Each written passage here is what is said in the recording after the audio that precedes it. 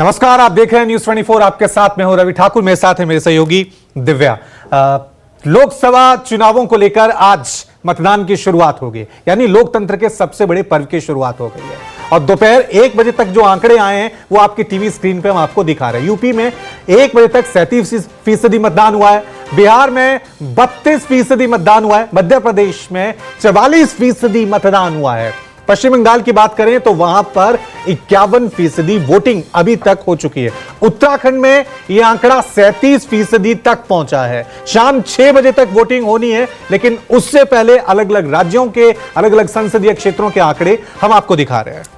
बिल्कुल देखिए, और राजस्थान में दोपहर 1 बजे तक का आंकड़ा सामने आ गया। 34% मतदान हो चुका है। महाराष्ट्र में दोपहर 1 बजे तक 32% वोट जो हैं वो डाले जा चुके हैं। वहीं छत्तीसगढ़ की अगर बात करें तो 43% मतदान हो चुका है। जम्मू कश्मीर में 43% मतदान हो चुका है। और ये जो आंकड़ा हम बता रहे हैं, ये आपको बता रहे हैं थर्ड राउंड की वोटिंग के बाद, यानी कि 9 बजे फर्स्ट राउंड, 11 बजे दूसरा राउंड और 1 बजे तीसरा राउंड, यानी तीसरे राउंड की वोटिंग के बाद ऐसा लग रहा है कि अब कुछ चुनाव में वोटिंग में तेजी पकड़ी है। तो 21 राज्यों की 102 सीटों पर आज मतदान हो रहा है।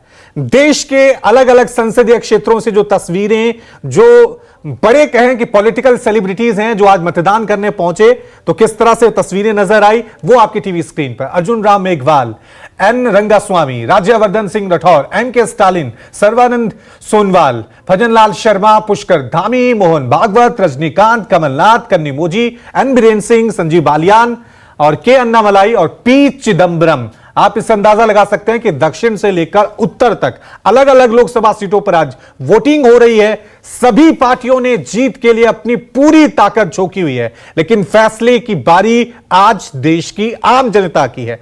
21 राज्यों के 102 सीटों पर आज फैसला मतदाता करेंगे। बिल्कुल, और अगर अभी तक आपने अपने मतदान के अधिकार का इस्तेमाल नहीं किया तो अभी भी अपने घरों से बाहर निकलिए। 6 बजे तक वोटिंग लाइन खुली हुई है।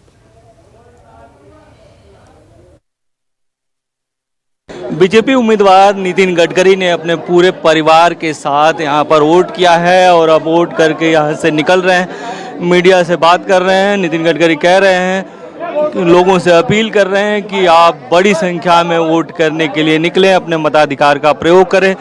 नितिन गडकरी को अगर नागपुर की बात करें तो 2 बार से चुनाव जीत रहे हैं, उनको विकास पुरुष कहा जाता है। उन्होंने अपने चुनाव प्रचार में ये भी कहा था कि अगर मैंने विकास कार्यों में किसी के साथ अगर भेदभाव किया हो तो आप मुझे वोट ना करें।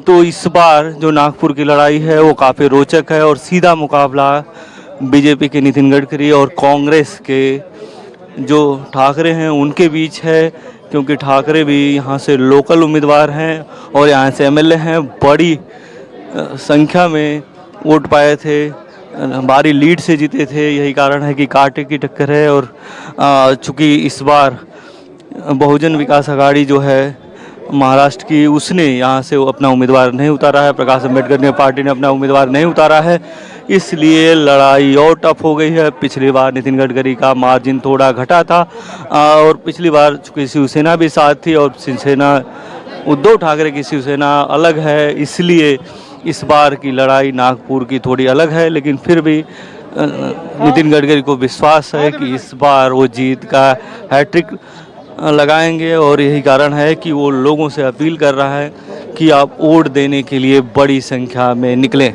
कैमरा राजेंद्र के साथ इंद्रजीत सिंह, न्यूज़ 24 मुंबई।